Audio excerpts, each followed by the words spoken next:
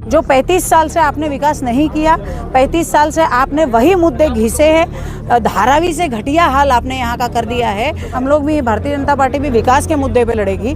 दम मारो दम कंपनी अपने घर से निकलती नहीं थी, आज वो दम मारो दम कंपनी जो है रोड पे घूम रही है, दुकानों में घूम रही है। जो नाराज है उनकी सबकी नाराजगी दूर कर दी जाएगी। आज राजन नाईक जी की नामांकन का अर्ज दाखिल किया जा रहा है वसई विरार महानगर पालिका में। यहाँ भाजपा के कार्यकर्ता उपस्थित रहे, विनोद तावड़े जी आए और यहाँ पर इस वक्त हमारे साथ यहाँ पर नेहा दुबे जी उपस्थित हैं। उनसे बातचीत करते हैं और जानने की कोशिश करते हैं कि क्या कुछ कहना है। सबसे पहले नमस्कार, क्या कुछ कहेंगी? आज भाजपा का जो अर्ज है दाखिल किया जा रहा है नालासोपारा विधानसभा से, क्या कुछ कहना चाहेंगे? देखिए, नालासोपारा विधानसभा जो है ये गढ़ देखा गया है, बहुजन विकास आघाड़ी ने अपने तरफ से इसको गढ़ कहा गया है और उनके नेता जो चीख के कहते हैं कि हम विकास के मुद्दों पे लड़ेंगे, तो मेरा भी यही कहना है कि हम लोग भी, भारतीय जनता पार्टी भी विकास के मुद्दे पे लड़ेगी। जो 35 साल से आपने विकास नहीं किया, 35 साल से आपने वही मुद्दे घिसे हैं, चाहे वो पानी का मुद्दा हो, चाहे वो गटर हो, चाहे रोड का मुद्दा हो। आज आपने जो है नालासोपारा विधानसभा को और पूरे वसई तालुका में कहती हूँ धारावी से घटिया हाल आपने यहाँ का कर दिया है। तो ये सबका जवाब देने के लिए जो है भारतीय जनता पार्टी के उम्मीदवार यहाँ पे उतरे हैं और ये सबका जवाब उनको जो है वोटर जो है इस बार दे देंगे और भली बात ही उनको पता चल जाएगा जब वो हारेंगे। देखिए, अभी आपको पता चल रहा है कि जो दम मारो दम कंपनी अपने घर से निकलती नहीं थी, आज वो दम मारो दम कंपनी जो है रोड पे घूम रही है, दुकानों में घूम रही है, दुकान वालों से ले के काजू बादाम खा रही है। तो अब वो कंपनी जाने और वही लोग जाने। इसी के साथ में क्या कहेंगे? देखिए, लोकसभा में बीजेपी की जो जीत हुई है, लेकिन विधानसभा में अक्सर देखा गया है कि विधानसभा में बीजेपी को पटकनी मिली है। तो यहाँ पर क्या कहना चाहेंगे? क्योंकि यहाँ पर बीजेपी में भी दो धड़ा बटा हुआ साफ तौर पर दिखाई दे रहा है, तो इसको लेकर क्या कुछ कहना चाहेंगे? क्या जीत वाकई में सुनिश्चित है? आपने जो कहा कि लोकसभा में जीत और विधानसभा में बीजेपी को जो पटखनी बोली, तो बीजेपी को नहीं मिला है।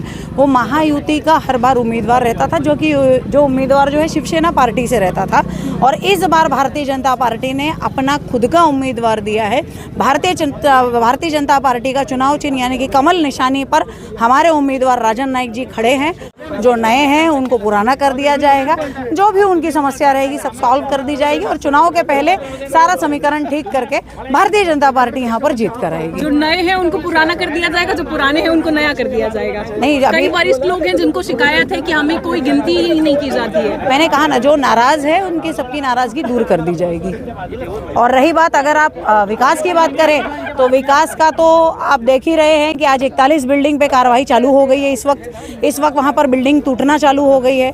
अभी महानगर पालिका से और पुलिस प्रोटेक्शन लेके 7 बिल्डिंग तोड़ने का आदेश आ गया है। तो वो 7 बिल्डिंग में जो हजारों संख्या में रहने वाले लोग हैं, जो बेघर होने वाले, गरीब जनता है, उनकी इतनी ताकत नहीं है कि वो लीगल बिल्डिंग में फ्लैट खरीद सके, इसीलिए वो लोग लोड बेरिंग में फ्लैट ले रहे हैं। तो उनकी गलती नहीं थी उस वक्त के, वो लेते गए नहीं, सुविधाएं मिलती नहीं गई, उन्होंने बाकायदा पैसा देकर फ्लैट खरीदा। सुविधाओं के नाम पर बिजली, पानी और सड़क की बात कर रही हूं। जी नहीं, बिजली, पानी और सड़क उनको नहीं मिला है क्योंकि ये महानगर पालिका क्षेत्र के अंतर्गत ही उनका भी है।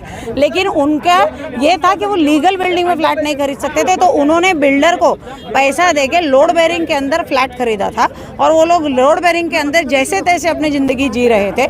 लेकिन महानगर पालिका का टैक्स भरते थे, घर पट्टी भरते थे, लाइट बिल है उनके पास गैस की पावती है, उनके पास टोटल महानगर पालिका से और सरकारी यंत्रणाओं के सारी पावतियां होने के बावजूद आज 15 साल बाद उनको बेघर कर रहे हैं। तो उन लोगों का सिर्फ कसूर ये है कि यहाँ के विधायक को उस क्षेत्र का कोई ध्यान नहीं है। SRA के माध्यम से उन्हें रिहैब किया गया। ये गरीब जनता अब कहाँ जाएगी? इनके पास तो इतना पैसा भी नहीं है कि कोर्ट में जाके केस करे या फिर वो लोग रेंट का फ्लैट लेके जाके कहीं कैसे भी अपनी जिंदगी गुजर बसर करे।